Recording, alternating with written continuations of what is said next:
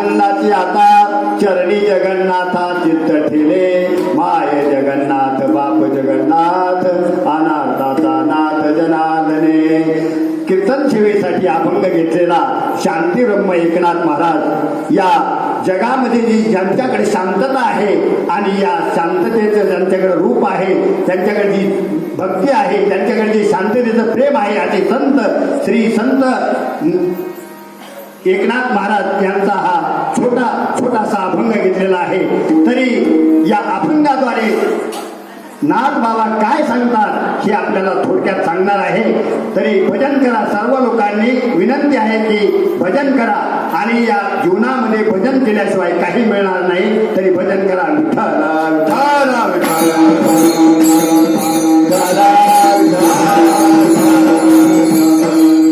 अवघे चित्र लोके आनंदाची आता चरणी जगन्नाथा चित्त ठेले.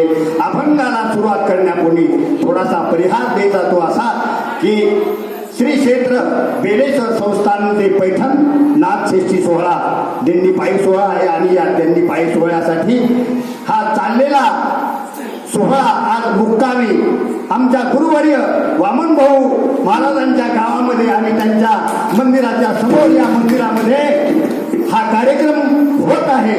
एवढे आपण महान आपण त्यांच्या सेवेसाठी या ठिकाणी आलो आणि त्यांची कृपा आपल्यावर आहे हे आपण किती महान आपल्याला त्यांचं दर्शन झालं, त्यामुळे आपण फार महान आहोत असं समजायला काही हरकत नाही. या अभंगाद्वारे तुम्हाला नाथ बाबा काय सांगतात. अवघे चित्र लोके आनंदाची आता चरणी जगन्नाथा चित्त ठेली. अभंगाचा थोडक्यात परिहार द्यायचा तो असा आणि थोडक्यात त्याचा अर्थ असा सांगायचा की अवघे चित्र लोके आनंदाची आता चरणी जगन्नाथा चित्त ठेवी. जोपर्यंत तुम्ही भगवंताच्या चरणावर लीन होत नाही, तुमच्या हृदयामध्ये भगवंताचं नामस्मरण राहत नाही, तोपर्यंत तुमच्या जीवनामध्ये आनंद मिळणार नाही असं या अभंगाद्वारे थोडक्यात सांगतात. अवघे चित्र लोके चरण आनंदाची आता चरणी जगन्नाथा चित्त ठेले माय जगन्नाथ बाप जगन्नाथ अनाथाचा नाथ जनार्दने. या जीवनामध्ये मनुष्य जो जन्माला आहे त्याचे मायबाप जर कोण असतील ते हे साधू संत आहेत हे या अभंगाद्वारे सांगितलेलं आहे. विठ्ठल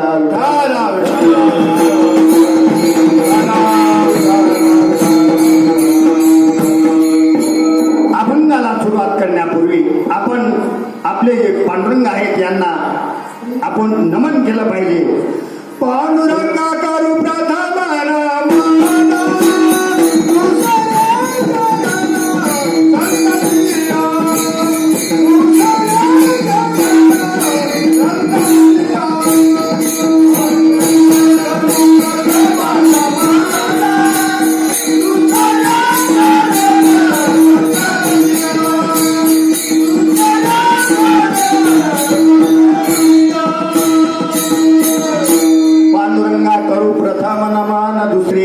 संतांचे जे काही संत आहेत आणि ज्या संतांनी आपल्याला हे घडवलं आहे, ज्या संतांमुळे आपण आज या ठिकाणी हा कार्यक्रम चाललेला आहे, या संतांचे उपकार आहेत. त्या संतांना सुद्धा आपण नमन केलं पाहिजे. आणि या संतांचे उपकारासाठी उपकार झाले कशामुळे झाले तर तुमचे काहीतरी भगवंताविषयी तुमचं प्रेम असल्याशिवाय तुम्हाला भगवंताची कृपा तुमच्यावर होऊ शकत नाही. तरी तुम्ही जी दिंडीमध्ये चाललेली मंडळी आहात, या गावामधील मंडळी आहेत, ही भगवंताची या साधू संतांची या वामन भाऊ महाराज असतील, भगवंत बाबा असतील, श्री संत एकनाथ महाराज असतील, नाथ महाराज असतील, तुकोबाराय असतील, चोखोबाराय असतील, सर्व या जगामध्ये जेवढे साधू संत झाले यांची सर्वांची आपल्यावर कृपा आहे असं आपण समजलं पाहिजे.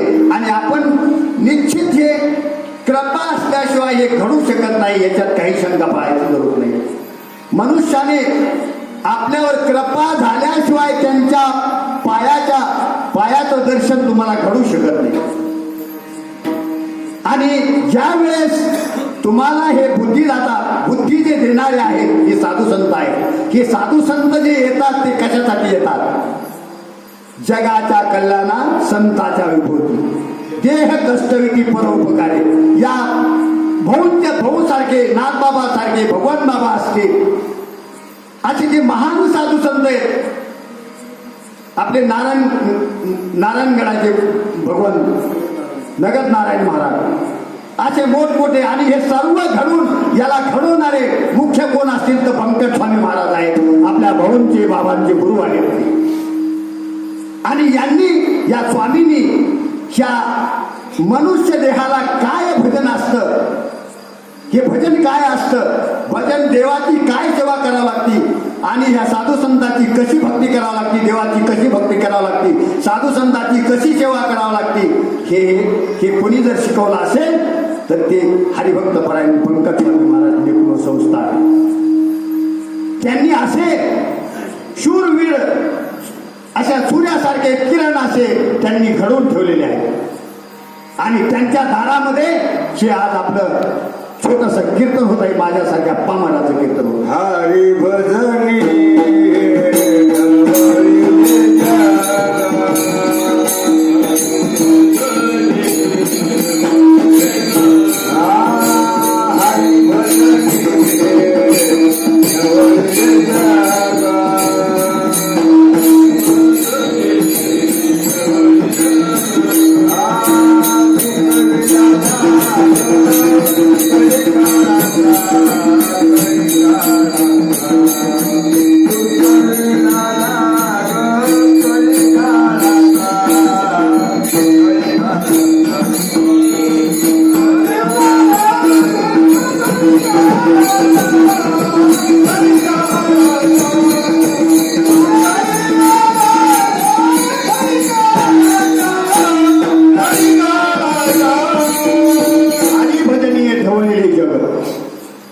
या साधू संतांनी एवढं जगाला शिकवलं. काय शिकवलं? जगावं कसं, मरावं कसं, संसार कसा करावा. या जीवन जे दिलेलं आहे ते फक्त संसार करण्यासाठीच नाही. या साधू संतांनी भाऊंनी बाबांनी सांगितलं, नाथबाबांनी सांगितलं, तुकाराम महाराजांनी सांगितलं, मनुष्य देह मिळालेला आहे तो फक्त संसारासाठीच मिळालेला नाही.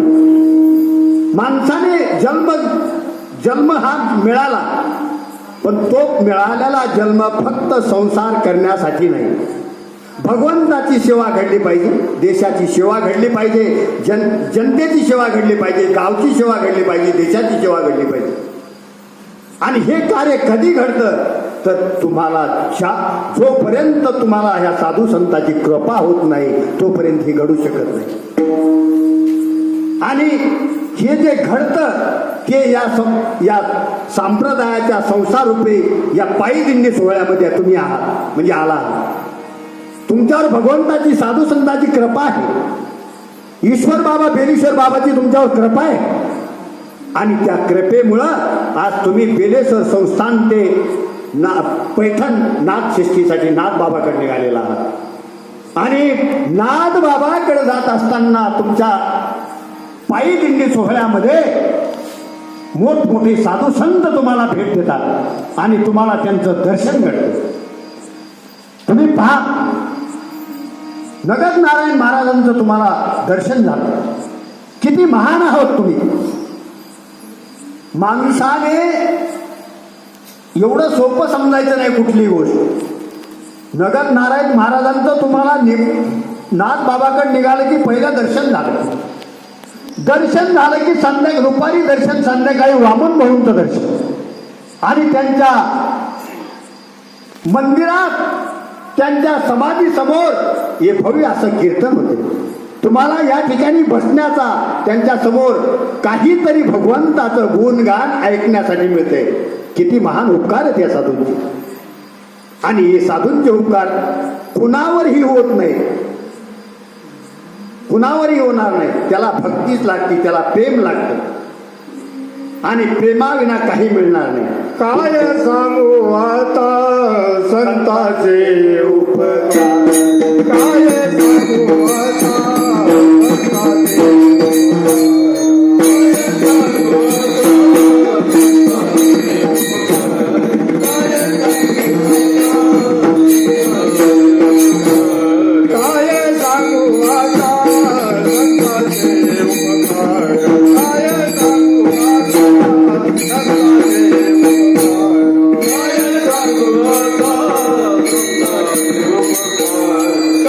Bye.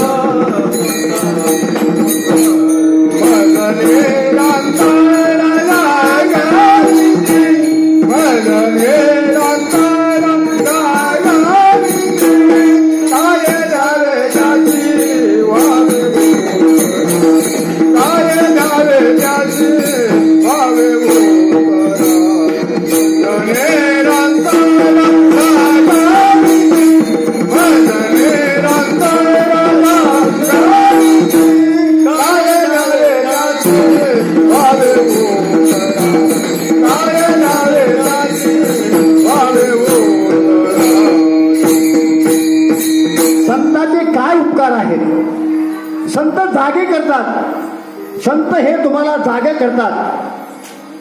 काय जागा करतात? अरे तुम्हाला जन्म मिळालेला आहे, मग तुम्ही या साधू देवांची सेवा करा, जनाची सेवा करा. फक्त साधूचीच नाही, या जनतेमध्ये सर्वांची सेवा करायची. आपल्याला साधूची सेवा करायची, देवाची सेवा करायची, दीनदुबळ्याची सेवा करायची, माणसाची सेवा करायची. आणि ही सेवा कधी घडते तर तुम्ही साधू संतांच्या संगतीमध्ये राहिल्यानंतर सेवा घडते. बुद्धिदाता कोण आहेत? बुद्धी देणारे साधू संत आहेत, शिकवणारे आहेत. आणि त्यांच्या साधू संतांच्या संगतीमुळे राहिल्यामुळं तुम्हाला हा सत्संग घडत आहे. एवढं हे सरळ आणि सोपं कार्य नाही. या जगामध्ये खूप माणसं आहेत, 130 करोड लोक आहेत, पण सर्वच भजन करत नाहीत. आणि सर्वच जर भजन करायला लागले तर या जगामध्ये श्रीकृष्ण भगवंताच्या आपण ऐकतो, त्यांच्या काळामध्ये ते काय आपण आज वाचतो, ऐकतो. भगवंताच्या काळामध्ये काय लहानपणी त्यांचं गुणगान गातो, रोज ऐकतो. तसं या भारतामध्ये होत नाही. पण सगळ्याला हे साधू संत सर्वांसाठी सांगतात, पण सर्व त्यांचं ऐकत नाही. ही मोठी दुःखाची गोष्ट आहे. आज तुम्ही सांगा, ही टाळकरी मंडळी, निराळे अण्णा आहेत, आमचे बाबा आहेत, मोठे चोपदार आहेत, शेळके महाराज आहेत, आमचे भाऊ आहेत, पुन्हा आमचे दिनकर महाराज, आमच्या फौजीचे वडील आहेत, त्यांचा मुलगा फौजमध्ये. आमचे हे सर्व जिरेकर मंडळी नागदरीचे चोपदार आहेत. आणि या आमचे मृदंगाचार्य अक्षय महाराज आहेत. आणि या गावातील सर्व वामनभाऊच्या गावातील ही मंडळी आहे. आपली काही नावं मला कल्पना नाही, पण तुम्ही सर्व आहात. आणि दुसरे मृदंगाचार्य महादेव महाराज आहेत आमचे वायवट. आणि या दिंडीचे चालक हरिभक्त परायण तुकाराम महाराज भारती बेलेश्वर संस्थानचे हे दिंडी चालक आहेत. आणि या सर्वांच्या समोर मला हा कीर्तनाचा योग आलेला आहे. तुम्हाला सांगायचं मला आनंद होतोय, म्हणून मी तुम्हाला सांगतोय. उजळले भाग्य आता, उजळले भाग्य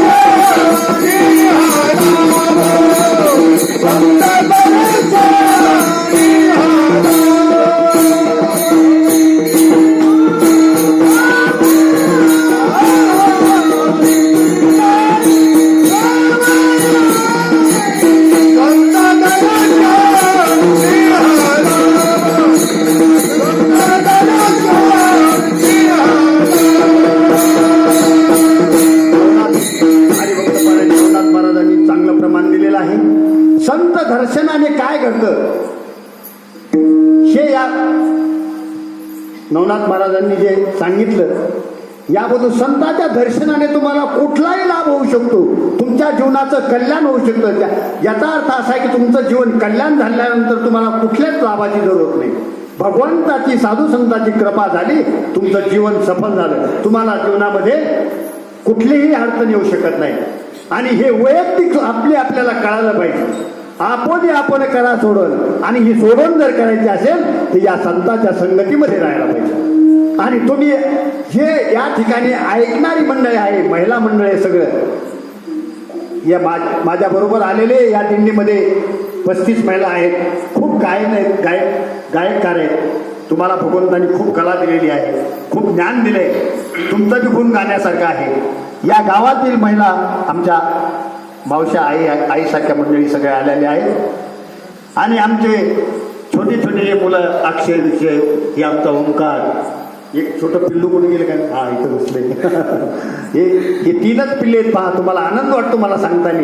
खूप ह्या 3 लहान बाळ आहेत आणि त्यांनी खूप आमच्या दिंडीमध्ये सेवा करतात आणि खूप लोकांना मदत करतात. त्यांचं सुद्धा गुणगान गायलं पाहिजे, कारण उद्याच्या पिढीला हे जे चालवणारी हेच मंडळी आहे. कारण त्यांचं नाव घेणं जरुरी आहे. आपल्यापेक्षा हे मोठे आहे. मला सांगायचं एवढंच होतं. पुढे सरा पुढे या पुढे खूप जागा आहे. विठ्ठल विठ्ठल विठ्ठल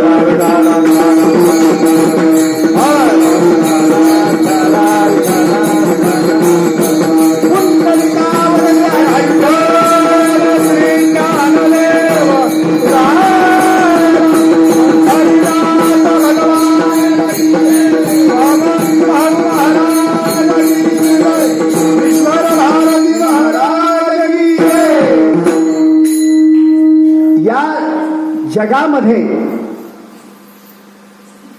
जर भगवंतावर प्रेम केलं असेल, भक्त जर असतील तर जगामध्ये फक्त 2च भक्त आहेत. ते 2 भक्त असे आहेत. एक जे आहेत ते हनुमान महाराज आहेत आणि दुसरे जर भक्त असतील ते सावता बाबा आहेत. यांच्यासारखी भक्ती या जगामध्ये कोणीही केलेली नाही.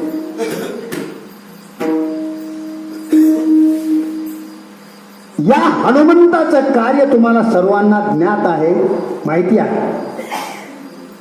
हनुमंताने आपली छाती फाडून भगवंताला दाखवलं. एवढी सेवा भगवंताची, एवढी मोठी सेवा केली. सावता बाबाने आपलं पोट फाडून भगवंताला आतमध्ये ठेवलं होतं. काय ताकद असेल त्यांच्याकडे, काय भक्ती असं. सावता बाबा कधी पंढरीला गेले नाही, परंतु पांडुरंग त्यांच्याकडे आले होते. पहा काय ताकद असं. आणि ही ताकद कुठली, तर या नामस्मरणाची त्यांची ताकद होती. त्यांचं एवढं नामस्मरण होतं, एकचित्त होतं. त्या पांडुरंगाकडे पांडुरंग धानी पांडुरंग म्हणी, एवढ्याशिवाय त्यांचं कुठलंच लक्षण होतं. ते भाजीमध्ये सुद्धा त्यांना पांडुरंग दिसत होता. एवढी भक्ती होती. तसंच हनुमंताची सुद्धा श्रीराम प्रभूवर एवढी भक्ती. श्रीराम म्हणल्याबरोबर ते या भारतामधून श्रीलंकेमध्ये जात होते. एवढ्याने उपकारी आयसा मारुती उपकारी आयसा मारुती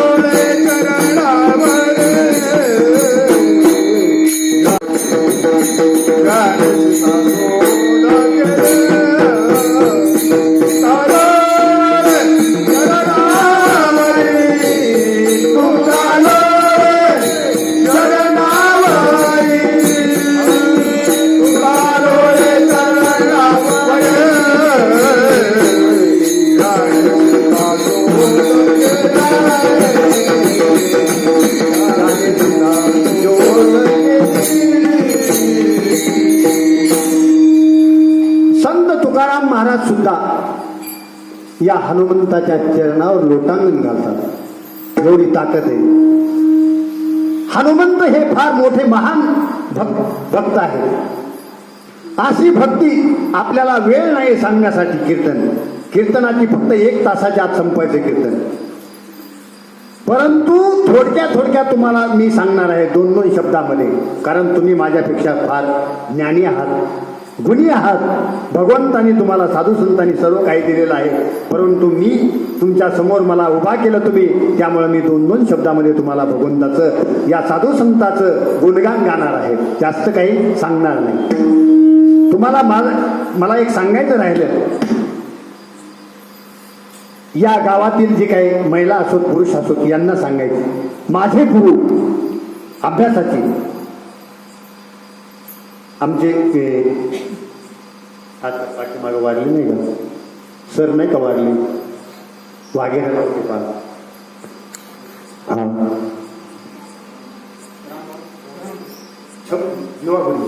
छपू माझे गुरुजी, माझे म्हणजे मला शिकवणारे, पहिलीपासून काही दिवस 2 वर्ष 3 वर्ष शिकवणारे माझे गुरु छबू गुरुजी याच गावचे होते. आणि मी वामन भाऊचा भक्त आहे. आणि माझे गुरु छबू गुरुजी याच गावचे आहेत, म्हणून मला प्रेम आहे. आणि मला त्यामुळं सांगावं असं वाटलं गुरुजींचं नाव, म्हणून मी तुम्ही म्हणाल किंवा कसं काय सांगितलं, पण माझे गुरु आहेत आणि त्यांच्या गावामध्ये. आणि बाबांचा मी भक्त आहे. बाबांच्या दारामध्ये माझं हे 2रं कीर्तन आहे. गेल्या वर्षीच झालं होतं, विठ्ठल विठ्ठल.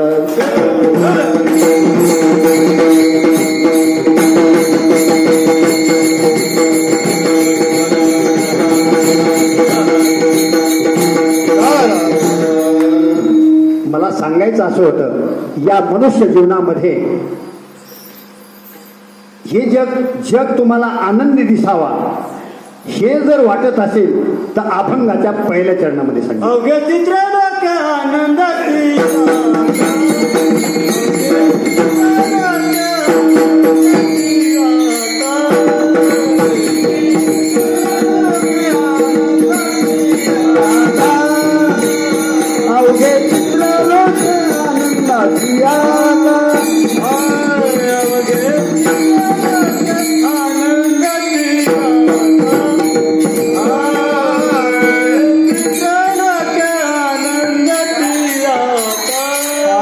आनंदाची आता चरणी जगन्नाथा चित्त ठेले.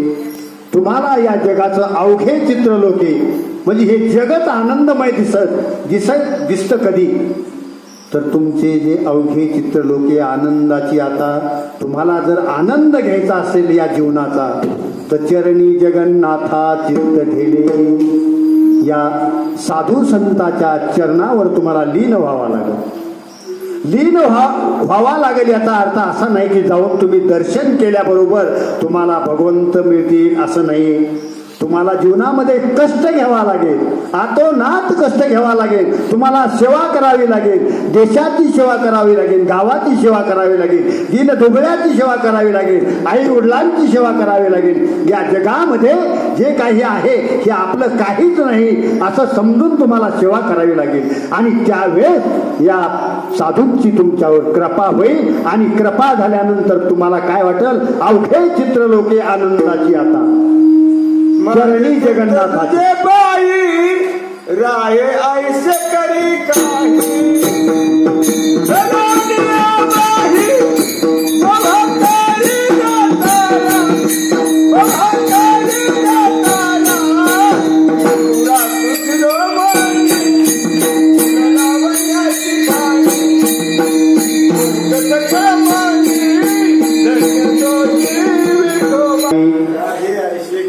काही करे अशी आहे भगवंताच्या.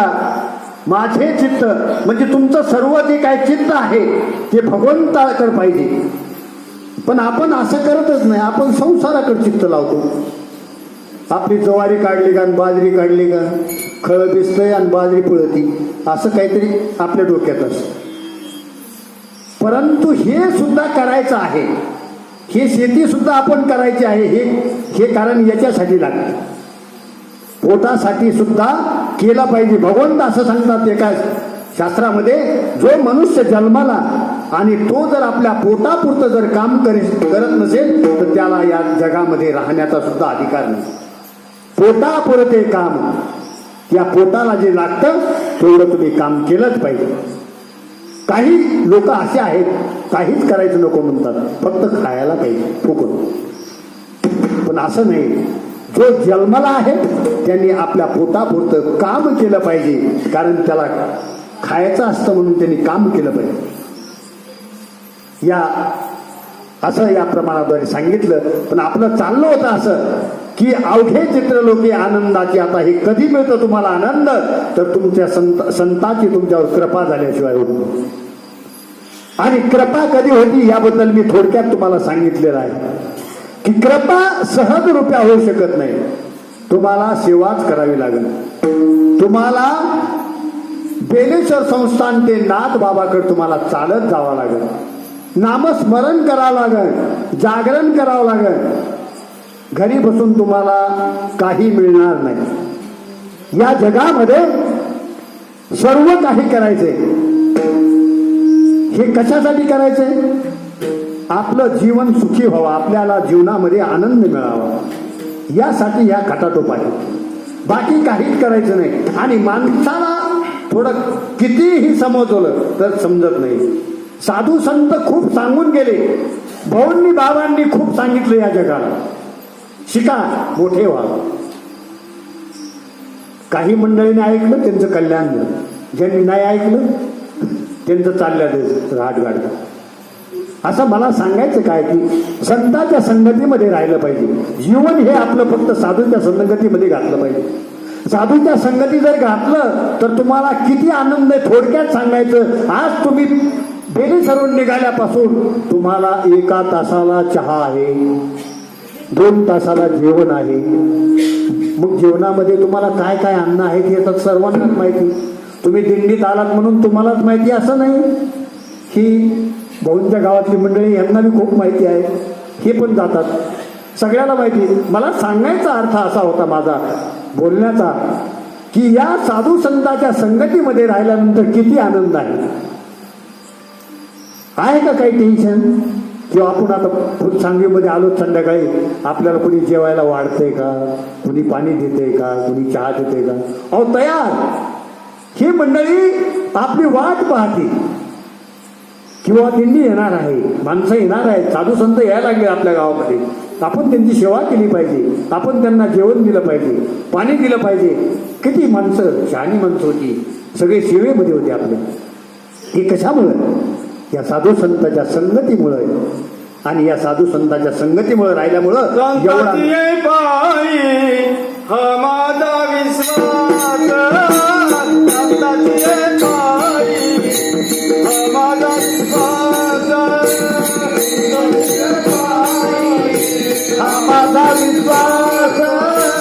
संतांची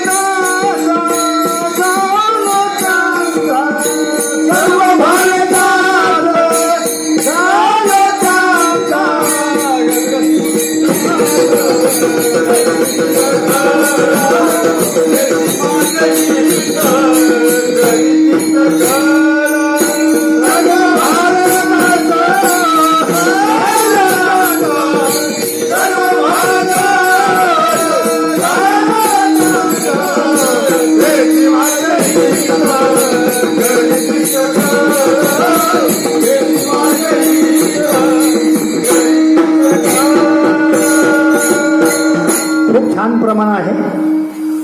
या प्रमाणामधून सांगितलेलं आहे की माळ घातल्यानंतर शंका नको. माळ घातली की शंका नको तुम्हाला. माळकरी झालात, माळकरी कुणाबद्दल ही शंका नको. कोण काय करतोय, कोण असा आहे, कोण तसा आहे, शंका नको.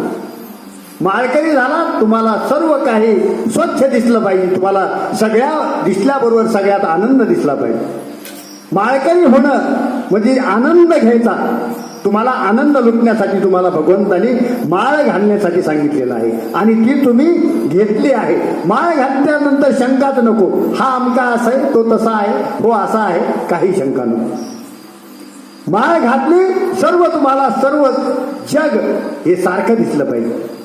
आणि हे कधी होतं? या बाबांची कृपा झाल्याशिवाय घडू शकत नाही. भाऊ असतील, बाबा असतील, दादाबा असतील, तुकाराम बाबा असतील, ज्ञानेश्वर महाराज असतील, बंकट स्वामी महाराज असतील, नगन नारायण महाराज असतील, ईश्वर भारती महाराज असतील, आमचे बाबा. आमच्या बाबाचं कार्य तुम्हाला ज्ञात असेल. जुन्या काळामध्ये ज्या गावामध्ये प्लेग नावाचा आजार होता, आता सुद्धा आपल्या भारतामध्ये एक आजार आलाय आणि त्या आजाराबद्दल मी 2 शब्द बोलतो. पण आता अगोदर बाबांचं सांगतो. ईश्वर बाबांचं त्या जुन्या मंडळीला होते कल्पना असन आणि तुम्हाला सर्वांना माहिती असेल. ज्यावेळेस तो प्लॅग म्हणून आजार येत होता जुन्या काळामध्ये, ईश्वर बाबा बेलेश्वर बाबा जर त्या गावामध्ये एंट्री केली, गावामध्ये जर गेले, तर त्या गावातील माणसं मरत नव्हती, एवढी ताकद त्या बाबा. आणि आज सुद्धा तुमची गाय जर दूध देत नसेल तर त्या ठिकाणावर अंगारा आणा आणि गाईला लावा, लगेच दूध खाली आलं पाहिजे. आज सुद्धा आहे, एवढी ताकद आहे. त्या ठिकाणाहून मी का सांगायला लागलो, आपण सर्व शेतकरी आहात, आपल्याकडे जनावरे आहेत मोठमोठी. आज 1-1 लाख रुपयाची गाय आहे आपल्या शेतकऱ्यांकडे, बैल आहेत लाख रुपये. आज सुद्धा तुम्हाला तागायत.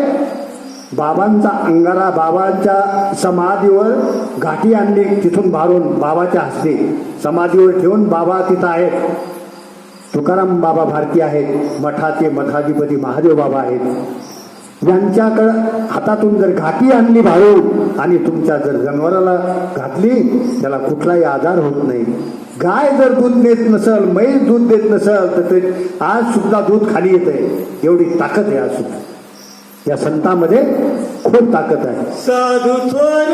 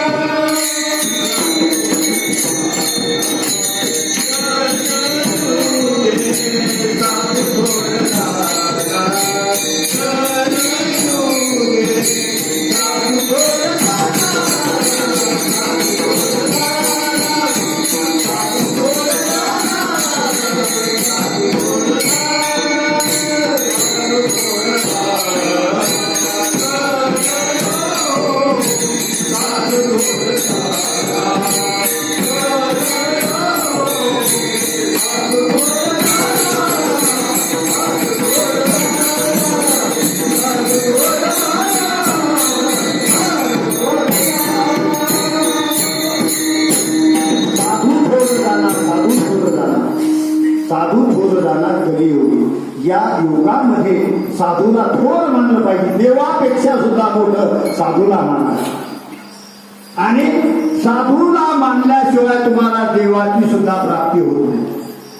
आणि साधू थोर जाणार, साधू थोर जाणार, साधू थोर जाणार कलियुगी. या कलियुगामध्ये साधूला मोठं मानलेलं आहे. भगवंतापेक्षा साधूची मोठी ताकद आहे. आणि जसं तुम्हाला जर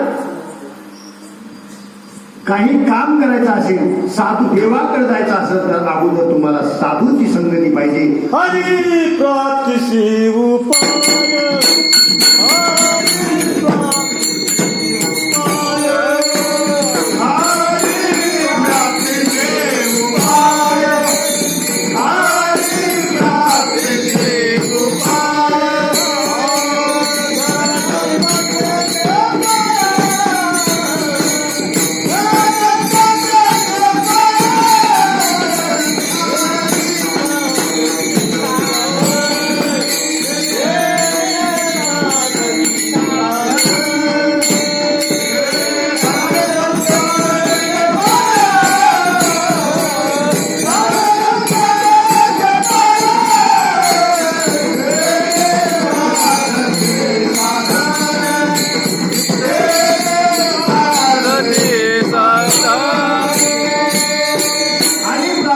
उपाय जरा हरीची प्राप्ती करायची असेल, भगवंताची प्राप्ती करायची असेल तर संतांचे पाय धरले पाहिजे. संतांशिवाय तुम्हाला कुठलाही पुढं जाता येणार नाही. तुम्हाला पुण्याला मुंबईला जायचं तर तुम्हाला एसटी मध्ये बसल्यानंतर तिकीटच घ्यावं लागेल. तिकीट घेतल्यानंतर ती कुठं सोडणार तुम्हाला? पुण्याला, मुंबईत सोडून. तसं तुम्हाला देवाकडे जायचं असेल तर साधूकडे जावं लागेल, संताकडे जावं लागेल. आणि संत तुम्हाला कुठे घेऊन जातील? भगवंताकडे.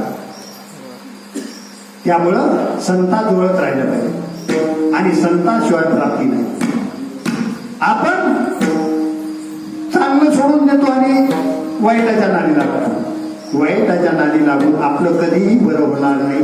चांगल्याच्याच नादी लागलं पाहिजे. या जीवनामध्ये जीवन जर सफल करायचं असेल तर गावामध्ये खूप जनता आहे. या गावामध्ये 5-6 हजार लोक असतील. 5-6 हजार लोक असतील सर, 4,000-5,000. परंतु त्या व्यक्तींना कळतं, काही ते समजदार मंडळी असते की आपण कुणाच्या संगतीमध्ये राहिल्यानंतर काय करतो. हे कलियुग आहे. या कलियुगामध्ये काय चाललं आहे, किती हॉटेल आहे, किती काय आहे, काय काय मिळ आहे. मग सर्वांनी जे काही जग आहे, या गावातील मंडळी आहे, प्रत्येक या देशातील आहे, त्यांनी कुणाच्या संगती राहिल्यानंतर काय घडलं हे तुम्हाला ज्ञात कळत आहे. हा विराज साध्या ढेकणामुळे हिला सुद्धा बोलतो. चांगल्याच्या संगतीत राहिलं चांगलं होतं. त्यामुळं तुम्ही या ठिकाणी जेवढे आहात, जे ऐकत असतील, भगवंताची साधू संतांची तुमच्यावर कृपा आहे, त्यामुळे तुम्ही या ठिकाणी आहात.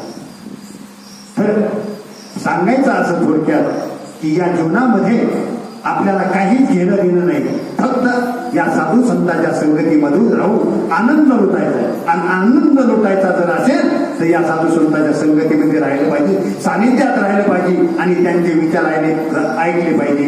आणि त्यावेळेस आनंद मिळतो. अभंगाच्या दुसऱ्या चरणामध्ये काय सांगतात? माया जगन्नाथ बाप जगन्नाथ, माया जगन्नाथ बाप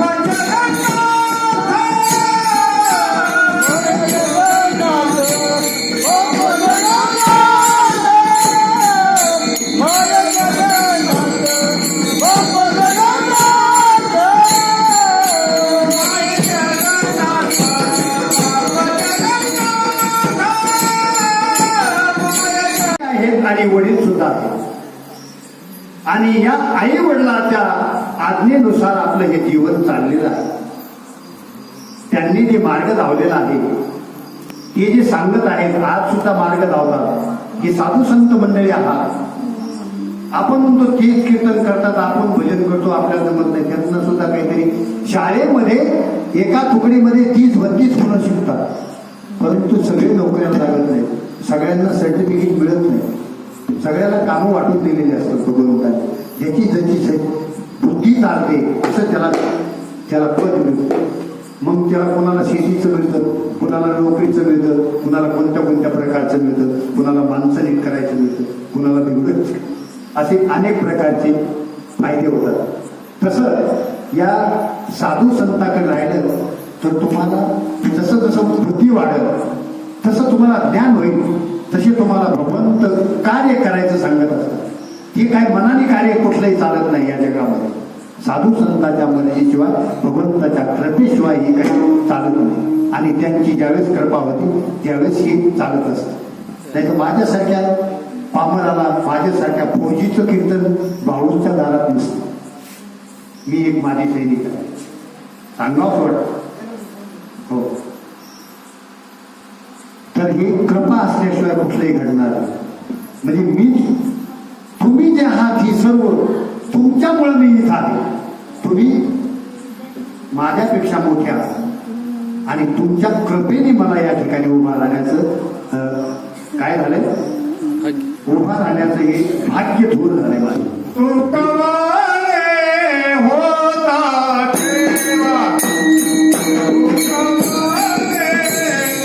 दर्शनी हा संतांनी दिलेला लाभ आहे. हा मला एकट्यालाच नाही, सर्व या ठिकाणी जे तुम्ही सुद्धा आहात आणि तुम्हाला माझ्यापेक्षा तुम्हाला जास्त लाभ झाल्यासारखं असं माझं मत आहे. संत दर्शनी हा लाभ. तर आपल्याला आपल्या कीर्तनाची वेळ संपलेली आहे आणि वेळेमध्ये कुठलंही कार्य झाल्यानंतर त्या कार्यामध्ये आनंद असतो. तरी आपण जे काही सांगितलेलं आहे ते इथपर्यंत थांबू आणि विठोबा रखुमाई जय विठोबा रखुमाई.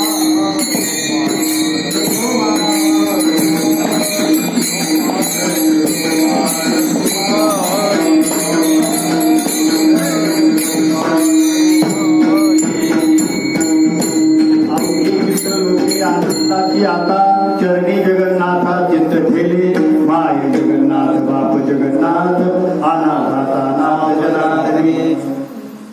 सांगायचं असं होतं की या पायदिंडी सोहळ्यामध्ये हे छोटस कीर्तन आणि या कीर्तन रूपी सेवा तुमच्या सर्वांच्या मायबापाच्या सहकार्याने मला मिळाली. याबद्दल मी तुमचे काय गुणगावाची माझ्याकडे काही शब्द नाही आहेत. मी फार पामर आहे, लहान आहे, तुमच्या मुलासारखा आहे आणि तुम्ही एवढे मोठी लोक, खूप वयस्कर मंडळी माझ्या समोर आहात.